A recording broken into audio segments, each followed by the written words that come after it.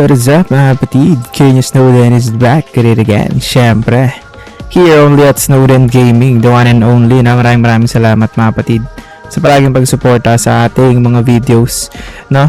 And today, we are going to read another announcement, no, that was posted. Ito yung pinaka-last na announcement. Kasi last time, hindi siya nagawa ng video because nagbug yung application ko, no? Naka blue stack kasi ako. So nagbug, hindi siya naglo-load sa akin. So for this video, ngayon natin siya itatackle, no? So ayun, ano pa hinihintay natin? Tara na. Tayo na nga mga kapatid, nandito na tayo sa news part, no? Kung saan nare-release yung mga updates. Here, inside the game lang na makita niyan, sa may upper right corner, yung 3 lines, click nyo lang yung news. Ayan, nandun lahat ng information about notice, maintenance, bug reports, and other important updates na nire-release ni Project Sino, no? So sa mga hindi pa nakakalam mga kapatid, half anniversary na po si Project Sino, no? So it means 6 months na po na nagra-run yung game officially, no? 6 months before, no, na launch yung game na Project Sino, no? And for me, I think I've been playing Project Sino na for I think almost 3 months, no? So kung half anniversary na si Sino, ako half na rin. Half na nung half anniversary nila. So half, yan. Tawagin natin siyang half mga kapatid.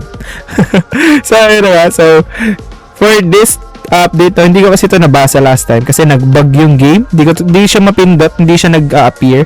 So this time gagawin natin siya ng video para doon sa mga newbies na hindi alam yung mga updates na nangyayari kay Project Sino, no? So this was published nung November 10, mga kapatid, na 2023, 3 AM UTC, no? So kayo na lang mag-convert niyan sa Philippine time, 3 AM UTC.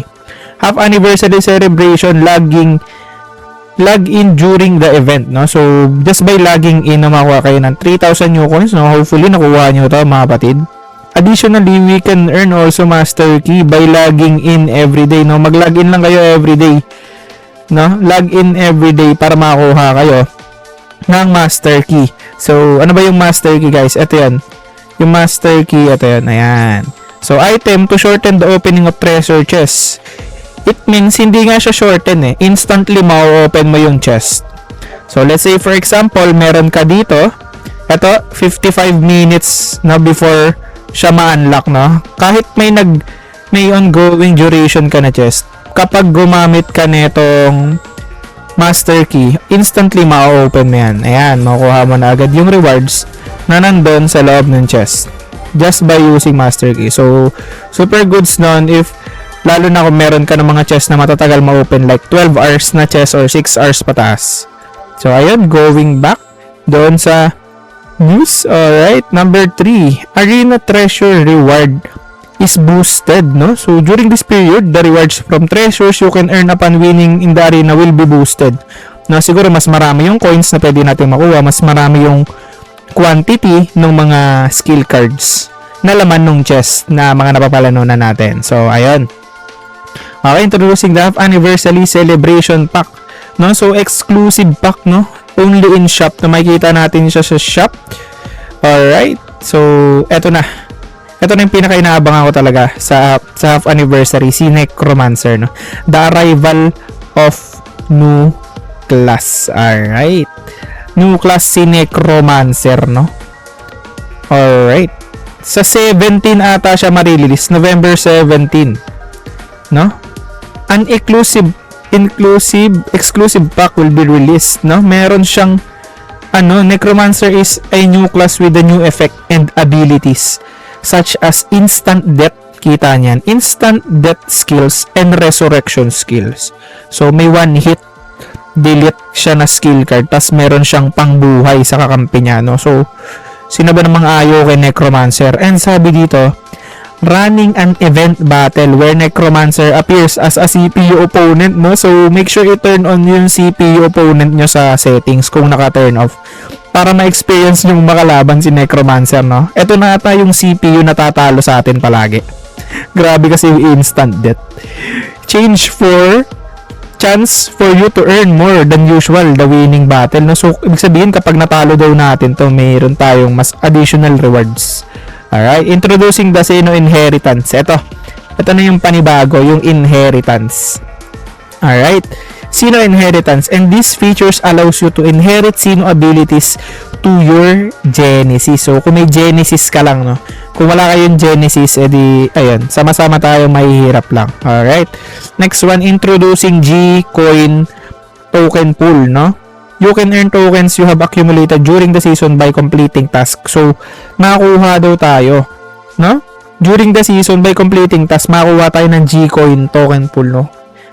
Basta matapos natin yung mga task. Alright, so we will wait for another announcement para dyan kung ano yung mga task na kailangan nating gawin para matapos natin itong G-Coin token pool, no? May task siya para makuha tayo ng G-Coin tokens.